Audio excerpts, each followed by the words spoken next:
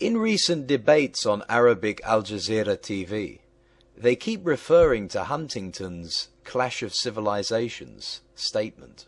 What is the story behind this, and are we actually having a clash of civilizations? Clash of civilizations is a theory proposed by political scientist Samuel P. Huntington that people's cultural and religious identities will be the primary source of conflict in the post-Cold War world. The theory was originally formulated in 1993 in a Foreign Affairs article titled The Clash of Civilizations. The term itself was first used by Bernard Lewis in an article in September 1990 issue of the Atlantic Monthly titled The Roots of Muslim Rage. Huntington argues that the widespread Western belief in the universality of the West values and political system is naive, and that continued insistence on democratization and such universal norms will only further antagonize other civilizations. He identifies a major shift of economic, military, and political power from the West to the other civilizations of the world, most significantly to what he identifies as the two challenger civilizations, scenic, Chinese, and Islam. Specifically, he believes that China's goals are to reassert itself as a regional hegemon. Thus, the rise of China poses one of the most significant problems and the most powerful long-term threat to the West, as Chinese cultural assertion clashes with the American desire for the lack of a regional hegemony in East Asia.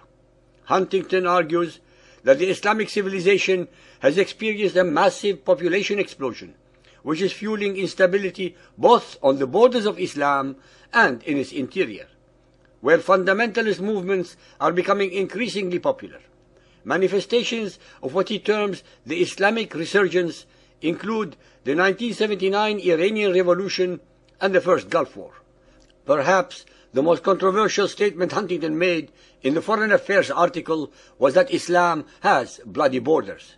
He also argues that civilizational conflicts are particularly prevalent between Muslims and non-Muslims, identifying the bloody borders between Islamic and non-Islamic civilizations.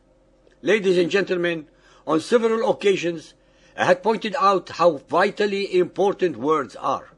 Huntington uses words that sound very powerful and significant, but are in fact not the correct ones as used in the context of his theory.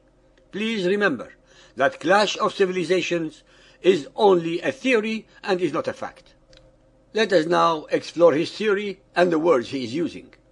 Civilizations are not based on theology or religion, although they may be an important component of it. Can we speak of a Jovian civilization, for example? Maybe a Confucian or Buddhist civilizations. What about a Christian civilization? If so, which one? Coptic? Catholic? Greek Orthodox? Maybe Protestant. How about a pagan civilization? Will that be Astartean, Zeusian, Dionysian? Since we cannot use any of the above, why then do Huntington and others speak of Islamic civilization? We have demonstrated that there never was such a civilization. There were, on the other hand, civilizations under the sword of Muhammad and Islam. Let us, for argument's sake, assume there is such an Islamic civilization. Then, where is it based? What are its borders? What is its language? Its capital? Its culture? Its people? Is it Iraqi? Maybe Afghani or even Somali? How about Kurdish? One cannot name a civilization based on religious beliefs, especially since most peoples throughout history changed their beliefs. Islamic civilization is an oxymoron, because no freedom exists under fundamentalist Muhammadan Islam, thus eliminating the possibility of its followers ever evolving intellectually, spiritually, or artistically. The modern Muhammadan Muslim states that exist today prove our points perfectly. We hear a sickening number of times about so-called Islamic rage. What does this imbecile mantra mean? Why not Christian rage or pagan rage? What about Hindu or Buddhist rage? Why should only so-called Muslims have rage? What is this Islamic rage about? Who is attacking the Muslims when we see on television and read in the news on a daily basis that it is the followers of Muhammad who are attacking almost everybody else across the globe, such as the Twin Towers in America, the subways of London, the trains of Madrid, the civilians of Kashmir, Thailand, Philippines, Kenya, Somalia, Turkey, Argentina, Holland, Iraq, Afghanistan, and Morocco, just to name a few among 100 more. It is an obscene distortion of facts, history, morality, and justice to speak of Islamic rage when they are invariably the aggressors and victimizers of all so-called unbelievers, 80% of humanity. It is us who should be in rage. We are, after all, the victims of their aggression, starting with Muhammad 1400 years ago. China is and will continue to be a superpower in this 21st century, and the whole world should take note. Here we can speak of a civilization.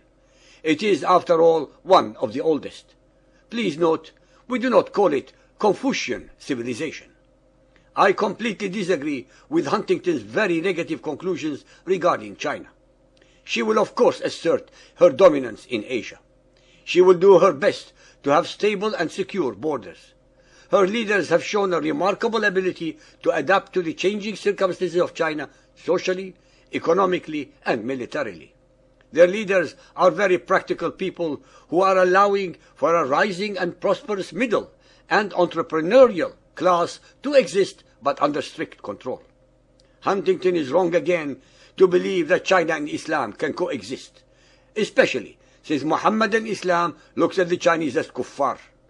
Of course, for the sake of expediency, they will cooperate at certain points, but the objective of Mohammedan Islam is crystal clear, not only for the Chinese people, but for all of humanity, and that is to convert them, to subjugate them, or to slaughter them. I agree totally with Huntington's Islam has bloody borders. They have had them since Muhammad 1400 years ago. They will continue to have them for as long as they believe in Muhammad's Quran.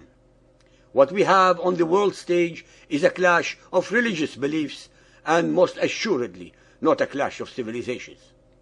It is a clash between Muhammadan Islam and everybody else on planet Earth who does not believe as they do. A clash that Muhammad unilaterally declared in his Quran against all so-called unbelievers, be they Arab or not.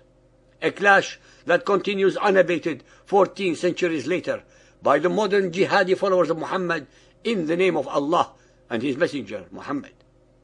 A clash that will bring death and destruction to tens of millions of people if the world community does not wake up very soon to the reality of this threat and its forthcoming disaster.